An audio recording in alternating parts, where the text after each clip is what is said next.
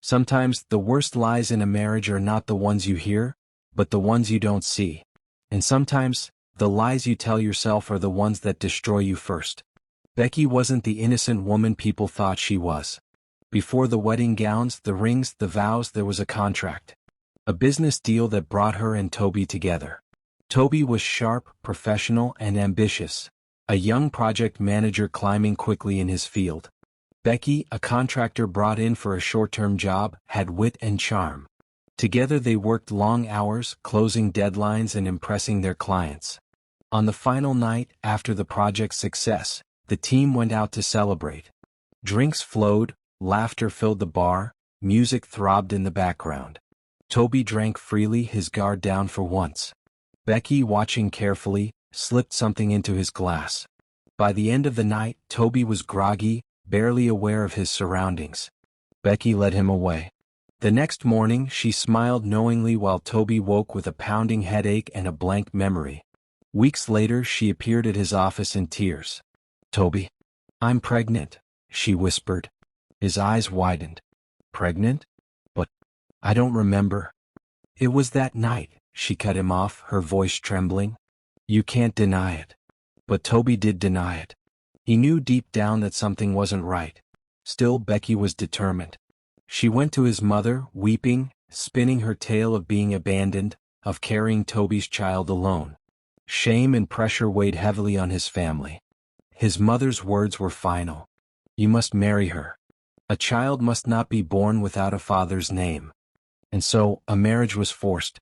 A union built not on love, but on manipulation. The church was filled with music and dancing. Guests cheered, women ululated, children clapped their tiny hands. Beckie looked radiant in her white gown, a smile plastered on her face like victory. She had won, or so she thought.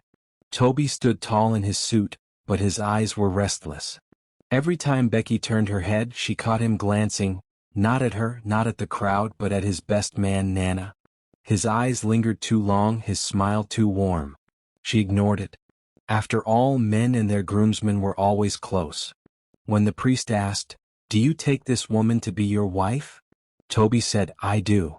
But his gaze flickered, just for a moment, toward Nana. Beckie didn't notice. Not then. Dubai. Beaches, shopping, night walks under glittering city lights. Beckie took photos, showing off her new life to friends. On the surface it was bliss. But beneath it, cracks were already forming. Even on honeymoon, Tobi stayed glued to his phone. Smiling at messages, hiding his screen whenever she leaned close. "Work issues," he said. Beckie forced herself to believe it.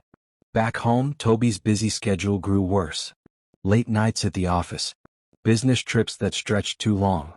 He returned with gifts, perfumes, bags, shoes, but his distance only deepened. And then there was Lara, his secretary. Young, sharp, always by his side. Too close. Too loyal. Beckie grew suspicious. Whenever she called, Lara's voice answered. "He's in a meeting," she would say softly. But in the background, Beckie sometimes heard music, sometimes laughter, sometimes a silence too perfect. Her friends whispered, "He's cheating with his secretary." Men are like that. One night, Beckie followed him. She saw him and Lara at a quiet restaurant. They laughed, ate together, and left in the same car. Her heart cracked in two. To her, the case was closed. Lara was the other woman. But she was wrong. Lara was no rival.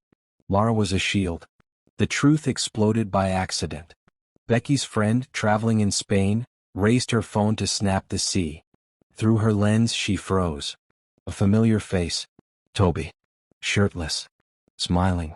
Hand in hand with Nana. She gasped, recording quickly, capturing photos and videos. Right there, under the sun, Tobi leaned in and kissed Nana. Not a mistake. Not a secret peck. A kiss full of passion. That night she sent everything to Beckie with one message. "My dear, your husband is not with who you think. See for yourself." Beckie's hands shook as she opened the files. She screamed, sobbed, clawed at the walls. But then, she went silent.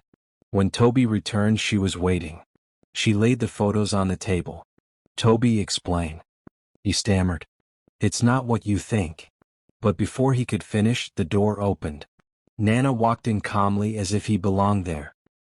He looked Beckie in the eye and said, "Stop pretending. Toby has always been mine. Those vows in church? They were for me. You were only the cover girl." The words struck her like thunder. And then Laura stepped in too. Her face calm, unsurprised. She sighed. "Beckie, I warned him this day would come. You were never the enemy. You were only part of the cover." The walls crumbled. The life Beckie thought she owned was a lie from the beginning. Beckie's spirit darkened. She cooked, she cleaned, she smiled, but inside her heart was poison. She couldn't walk away. She couldn't accept it. Instead she planned. One evening she poured 3 glasses of wine. Into each she slipped a deadly powder. Her voice whispered inside, "If I can't have him, no one will." They sat at the table. Toby and Nana laughed, their hands brushing under the wood. Beckie forced a smile, raised her glass with them. But in her trembling she mixed the cups. She was the first to drink. The poison scorched her throat. Her chest seized. She fell, choking, gasping, eyes wide with horror. Toby and Nana rushed to her, shouting her name, but it was too late. By dawn Beckie was gone. But death did not free her. 4 whispers soon followed. Her child, the one she had used to trap Toby, was never his. It was another man's all along. The truth spread like fire. Beckie hadn't just been betrayed, she had been the betrayer too. She died poisoned by her own hand, trapped in the lies she created. And so, Beckie became the ghost under the bed. A shadow haunting a marriage that was never hers. Because sometimes the real vows are not between man and woman. Sometimes, love lives in shadows while lies stand proudly in the light. So I ask you, if you were Beckie, would you have walked away instead of planning revenge? And do you think Toby and Nana's love was real, or just selfish desire disguised as passion?